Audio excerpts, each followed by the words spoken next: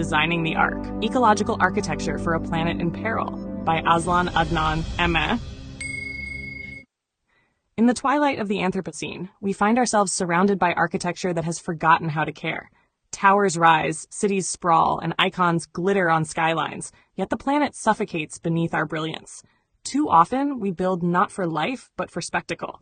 We pave the earth not to shelter the living, but to stage the illusion of progress. And all the while, our buildings contribute over a third of global carbon emissions, fragment ecosystems, erode social cohesion, and estrange us from the very places we call home. This is not the future we were promised, nor is it one we need accept.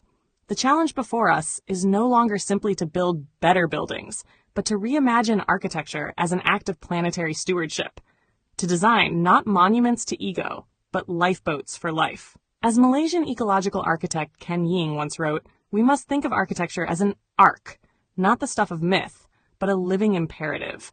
Shelter for biodiversity, vessel for civilization, sanctuary for the spirit of place. But before we build the ark, we must ask, what makes a place worth saving? What makes a building loved? The soul of shelter, belonging, place, and the human psyche. Philosopher Edward Casey reminds us that place is not a point on a map, but a lived experience. We do not merely occupy buildings, we inhabit them. We remember them with our bodies. The office where we launched a career, the house where a child first walked, the masjid with sunlit courtyards, the warung where stories were traded. These are not just architectural containers, but carriers of meaning, and meaning ultimately is what we long for.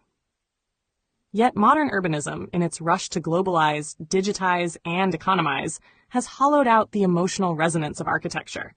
Too many buildings are conceived as products, not places. They are efficient but anonymous, dazzling but empty. They do not invite us to belong. They process us. We forget, as Aldo van Eyck said, that the threshold is not where something ends, but where something begins. We must return to architecture that begins with the human need for rootedness. Spaces must be designed not merely to impress from afar, but to welcome from within. And that means embracing what some consider unfashionable: comfort, convenience, habitability, ease. A building becomes beloved not because it is admired, but because it works. It is easy to enter, to park, to find what one needs. It is fit for purpose, and therein lies the deepest beauty. Form follows function. Utilitarianism and the ethics of usefulness. At the heart of good architecture lies a simple ethic. Form must follow function. This principle, often repeated yet widely neglected, is grounded not in aesthetic reductionism, but in moral clarity. In an age of climate collapse and resource exhaustion, every design decision must be justified by its usefulness, not just to the client, but to community, ecology, and future generations. Utilitarianism, in its best sense, is a philosophy of compassion. It asks us to maximize benefit, minimize harm, and create joy through practical means. That may not sound romantic, but it is deeply humane. A building that gathers people, cools passively, harvests rain, invites wildlife, and enables meaningful work. This is a building worth loving. Not because it shouts, but because it serves. Buildings that do the job, well, sustainably, and with care and compassion. We must challenge the cult of the iconic building, the vanity projects that drain budgets, generate Instagram likes, but do little for the planet or for the people who actually use them. Starchitecture, as it is derisively called, too often becomes a form of architectural narcissism. Instead, we should celebrate the quietly radical buildings that do the job, well, sustainably, and with care and compassion. The ecological imperative, architecture in the age of extinction. Architecture is no longer a neutral profession. It is entangled in the fate of the earth. The built environment accounts for 39% of global carbon emissions, consumes half the world's raw materials, and devastates biodiversity through deforestation, land use change, and urban sprawl. Every concrete pour, every glass facade, every air-conditioned mall must now be accounted for, because the planet is running out of time. Design, therefore, must be ecological or it is obsolete. This is not ideology. It is physics, biology, and atmospheric chemistry. Ecological design is an existentialist imperative. To build the ark is to integrate architecture into living systems, to align buildings with bioclimatic principles, to regenerate local ecosystems, to design not against nature but within it. This is architecture as reparation, a healing act, a reconnection with what we have displaced. Heimat, designing for belonging. And here we return to Heimat, a concept that evokes a sense of home, of rooted belonging in both place and community. Heimat is not nostalgic nationalism. It is the feeling of being known by the land and known to it. It is the deep sense that one belongs not just to a structure, but to a culture, a climate, a memoryscape. Architecture that allows Heimat to flourish is not generic. It is vernacular, seasonal, adaptive. It honors the language of materials, the rhythm of weather, and the memory of what came before. It is humble, often small, and always rooted. Heimat-friendly architecture does not erase place. It reveals it. A kampung house raised on stilts, breathable and welcoming. A market shaded by reclaimed timber. A community hall that reuses rainwater and echoes the forms of the forest. These are not monuments. They are vessels of continuity. And continuity, in a fractured world, is radical. Global glimmers. Architects building the arc. Across the globe, bold architects are already crafting this arc. From Burkina Faso to Beijing, Penang to Patagonia, the green design revolution is quietly blooming. Ken Yeang, Malaysia, integrates buildings with the biosphere, spiraling green towers, passive cooling, and vertical biodiversity corridors. France's Burkina Faso uses earth, light, and local labor to construct schools that uplift communities and cool naturally. And it builds in mud and bamboo, not as primitive, but as profoundly modern gestures of ecological care. Glenn Murcutt, Australia, urges us to design buildings that touch the earth lightly, respecting land, water, and wind. Wang Shu and Luwen, China, reconstruct urban futures from the past, using salvaged bricks and poetic restraint. Tatiana Bilbao, Mexico, crafts modular homes that are affordable, beautiful, and sensitive to both sight and soul. These architects do not reinvent the wheel. They return to it, refine it, and roll it forward. Their work is not experimental indulgence, but replicable wisdom. Marketing the arc, helping architects persuade. But ecological design must also survive the boardroom. Too many clients remain skeptical, viewing green architecture as fashionable indulgence, a ploy to inflate fees or complexity. They ask, why spend more? Why change what already works? We must flip the script. Sustainable buildings save money in the long run. They cost less to operate, they are more resilient to climate shocks, they attract tenants, and they often qualify for green incentives or tax rebates. But more than that, they create value. Healthier indoor air, better acoustics, lower maintenance, increased employee satisfaction, and a moral brand story. Architects must learn to speak not just the language of design, but of return on investment, durability, and social impact. They must market their ethics, not just their aesthetics. Clients aren't just buying a building, they are shaping the future. Help them shape wisely. The role of local government and policy. Governments, too, have a critical role to play. Planning laws must stop prioritizing short-term profit over long-term resilience. Zoning must shift to reward mixed-use, walkable, rewilded spaces. Building codes should incentivize green materials, decentralized energy, and climate adaptation. Grants and subsidies can help level the playing field for developers and clients who choose the sustainable path. Without this scaffolding, even the best designs remain unbuilt. The way forward. Building the arc together. The arc is not a singular building. It is a philosophy, a movement, a collaboration. We already have the knowledge. We already have the materials. We already have the technology.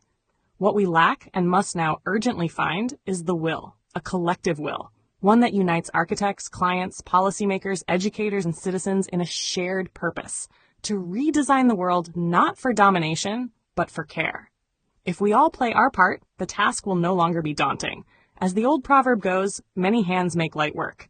And so let us build together. Not a fortress, not a temple to vanity, but an ark, a place of refuge, a place of belonging, a place where all life can flourish, before the waters rise. References with Casey, Edward S. Getting Back into Place, Toward a Renewed Understanding of the Place World. Bloomington, Indiana University Press, 2009. Date of Places of the Soul, Architecture and Environmental Design as a Healing Art. Oxford, Architectural Press, 2002. Hall, Stephen. Questions of Perception, Phenomenology of Architecture. William Stout Publishers, 2007. Kellert, Stephen R., Judith Heerwagen, and Martin Mador, eds. Biophilic Design, The Theory, Science, and Practice of Bringing Buildings to Life. Hoboken, Wiley, 2008. McHarg, Ian. Design with Nature. Garden City, NY. Doubleday, Natural History Press, 1969. Norberg-Schulz, Christian. Genius Loci, Towards a Phenomenology of Architecture. London, Academy Editions, 1980. Palasma Yuhani, The Eyes of the Skin, Architecture and the Senses. Chichester, Wiley, 2005. Rappaport Amos, Houseform and Culture. Inglewood Cliffs, NJ, Prentice Hall, 1969. Roz Pegg, Irigere for Architects. London, Routledge, 2007. Silangaros Nikos A Theory of Architecture. Umbau Verlag, 2006. Sternberg, Esther M. Healing Spaces, The Science of Place and Well-Being. Cambridge MA, Belknap Press, 2009. Vander Ryn, Sim and Stuart Cowan. Ecological Design. Washington, D.C., Island Press, 1996. Yang, Eco-Design, A Manual for Ecological Design. London, Wiley Academy, 2006. Yang Ken, On Ecological Design. London, The Lighthouse, 2000. A Heartfelt Light. To every soul whose hand did give, you've helped me dream, helped me live. In darkest hours your light came through, with hearts so kind, so pure, so true. Your gifts, like stars in deepest night, have steered me gently toward the light. Each coin, each word, each silent prayer, a thread of hope so rich, so rare. My eyes once dimmed now seek the skies, and slowly clearer visions rise. Because of you, I dare to see the world again. Its grace, its plea. Your compassion's flame will not just stay with me alone. It lights the way for others wandering through despair to feel the warmth of selfless care. You've shown what love in action means, in quiet ways through giving scenes. You've built a bridge from soul to soul and made the broken feel more whole. So let this thanks rise like a song, a melody both soft and strong. May your example gently call more hearts to rise to give. To fall into the joy of lifting pain, of planting hope where none remains. Your kindness walks beside me still, a light, a love, a living will.